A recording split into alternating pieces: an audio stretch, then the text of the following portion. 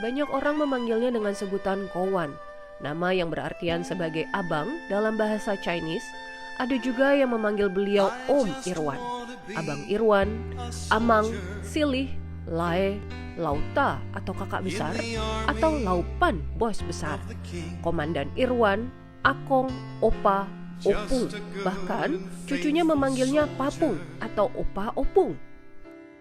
Tetapi ada juga yang memanggilnya dengan sebutan Profesor. Ini mungkin juga yang ditunggu beliau karena sudah 3 kali proses tahap akhir. Tetapi kalau kami yang bekerja di bawah tuntunan beliau, kami memanggilnya dengan sebutan Pak Irwan. Selalu bangga dengan tempat kelahiran beliau di Jambi, lahir 3 Oktober 1966, menempuh pendidikan SD sampai SMP di Jambi, SMA di Malang, dan kuliah di Amerika. Dengan bermodalkan bahasa Inggris yes or no, beliau justru dinobatkan sebagai one of the most outstanding international student in America universities and college. Beliau berangkat ke Amerika saat berusia 17 tahun seorang diri, sampai akhirnya bertobat menerima Tuhan Yesus sebagai Tuhan dan Juru Selamat di Oklahoma State University yang dilayani oleh Bapak Rohani, yaitu Pendeta Timotius Arifin. Ternyata sejak berkuliah pun beliau sudah menjadi leader, duduk sebagai wakil ketua International Student Organization, Presiden Mahasiswa Indonesia Amerika, dan banyak lagi lembaga-lembaga yang diikuti baik secara organisasi maupun secara jurusan. Buktinya beliau dijudge sebagai pembicara, bahkan beliau pun sudah berani berdebat, mengurus pendanaan, bahkan sekolah pun memberikan apresiasi karena beliau menjadi pembicara di Capitol Hill. Dan inilah kisah The Broken Wings, dari seorang pemburu dan petualang liar menjadi pecinta binatang liar,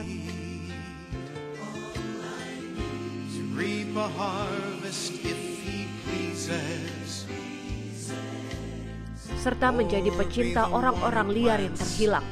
Kalau dilihat dari perjalanan hidupnya, sepertinya sangat menyenangkan. Kita bisa melihat fotonya berkunjung ke Uzbekistan, Kazakhstan, Kirgistan, Taman Nasional Ala Arka di Bishkek, Kirgistan, Asia Tengah, nonton bola di Old Trafford, berendam di Most Far East Siberian, Rusia, bahkan berendam di Blue Lagoon, Iceland,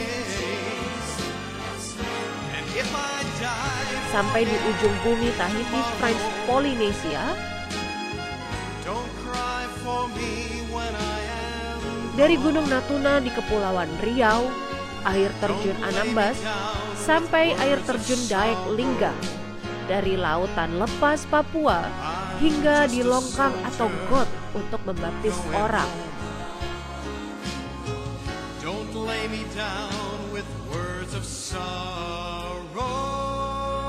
Pecinta warna-warni dan motif bunga-bunga, menjadikannya sosok yang berfilosofi bahwa hidup harus penuh warna dan bunga-bunga. Karena di dunia ini sudah terlalu banyak yang gelap dan suram. Seorang penjinak binatang, from Lonely Ranger to Fulfill the Greatest Commission, hidupnya selalu dipenuhi tantangan. Bekerja jadi dosen luar biasa di Laboratorium Biologi Universitas Jambi, bekerja di Pusat Penelitian Hutan Tanaman Industri, dan mendapat panggilan pelayanan dari tempat ini ketika melihat ada orang mati tertimpa kayu di tahun 1992. Ada sebuah pertanyaan yang muncul di dalam hati. Siapa yang melayani orang-orang seperti ini? Ada sebuah jawaban pula yang muncul di dalam hati kala itu. Ya kamulah. Dan dari sanalah beliau mulai melayani orang-orang yang bekerja di hutan. Berhenti dari pekerjaan dan mulai berbisnis di hutan, sampai akhirnya diproses dalam hutang yang berat 5 miliar selama 7 tahun. Setelah tanah rumah 5 generasi disita bank, dengan cara Tuhan memaksa Fransiskus Irwan Wijaya menyerahkan diri sebagai hamba Tuhan secara full time pada 9 September 1997 di Pulau Batam. Proses hidup yang berat, pecinta olahraga berat, hiking, rock climbing, arum jeram, dan berani mengambil keputusan beresiko membuat Fransiskus Irwan Wijaya terus bergerak dalam panggilan. Setiap orang yang dimenangkan selalu dilatih mandiri. Bahkan di kalangan hamba Tuhan senior, beliau diberikan stigma sebagai orang yang abrasif. Abrasif itu adalah orang yang kasar, tidak mengerti perasaan orang, bahkan agresif. Sebenarnya abrasif itu adalah orang yang insecure. Beliau bukanlah orang yang insecure. Beliau justru senang orang yang di bawahnya maju. Bahkan kami didorong untuk maju. Sudah puluhan bahkan ratusan anak-anak yang disekolahkan untuk menjadi pemimpin, membuka banyak gereja, bahkan dosen-dosen pun mendapat beasiswa kuliah di luar negeri. Jadi menurut kami, beliau bukanlah orang yang abrasif, namun beliau adalah seorang yang tidak suka kemunafikan. Seringkali beliau ditolak karena orang tidak mengerti, tetapi pengakuan itu justru datangnya dari luar. Seperti ketika Hagai membuat pertemuan, beliau diundang secara khusus sebagai orang yang membawa perubahan. Bahkan fotonya terpampang di ruang utama Hagai Institute di Maui. Beliau juga diundang sebagai panel diskusi ketika terjadi radikalisme ISIS dan juga dalam pertemuan parlemen Jepang dan Israel pada tahun 2007 membahas tentang peningkatan radikalisme agama di dunia. Dan komentar yang beliau berikan diterbitkan secara khusus di Jerusalem Post.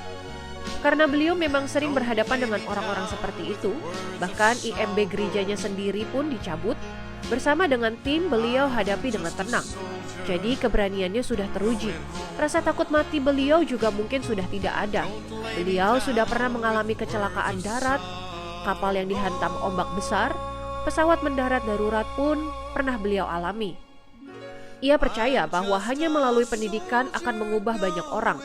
Tidak salah dia menjadi ketua umum Indonesia Cerdas yang melatih dan mendidik guru misi dari berbagai kampus untuk diutus secara khusus ke tanah Papua. Dari kampung ke kampung, pulau ke pulau, kota ke kota, negara ke negara, dari Indonesia menyisir ke Southeast Asia, terus bergerak ke 5 benua, bahkan terakhir membawa tim ke Korea Utara. Dari Yerusalem, Yudea, Samaria, sampai ujung bumi, sepertinya sudah dijalankan. Di mana ada kesusahan, di mana ada bencana, di mana ada orang perlu pertolongan, beliau usahakan untuk hadir membawa bantuan. Karena beliau percaya, orang susah lebih mudah menerima kabar baik daripada orang yang nyaman-nyaman saja. Sebagaimana Paulus dalam kitab Roma 15 ayat 23 berkata, "But now having no more place in these parts, and having a great desire these many years to come unto you, from Jerusalem to Illyricum, no more place left." Setiap kampung harus diselamatkan. Untuk membackup daerah-daerah tertentu, beliau mendirikan radio, bahkan koran dibuat, supaya ada platform for the missionary sebagai wartawan.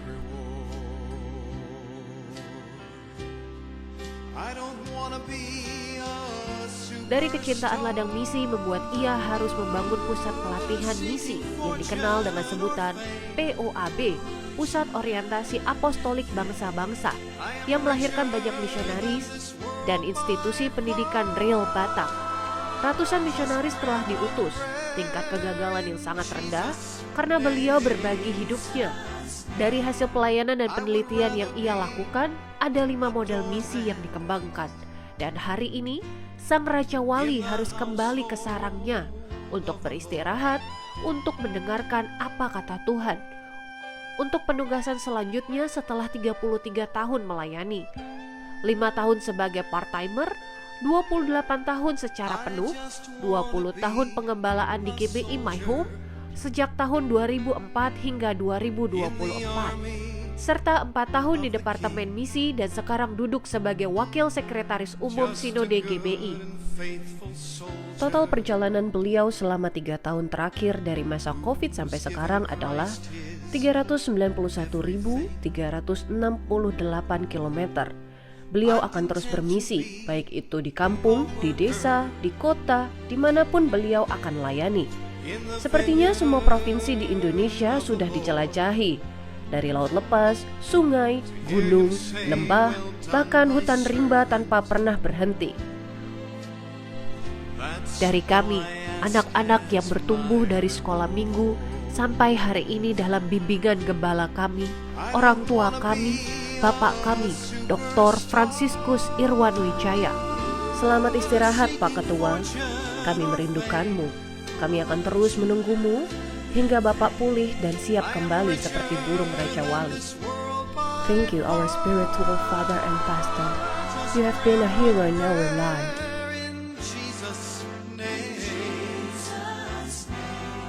I would rather be a doorman in the household of the Lord.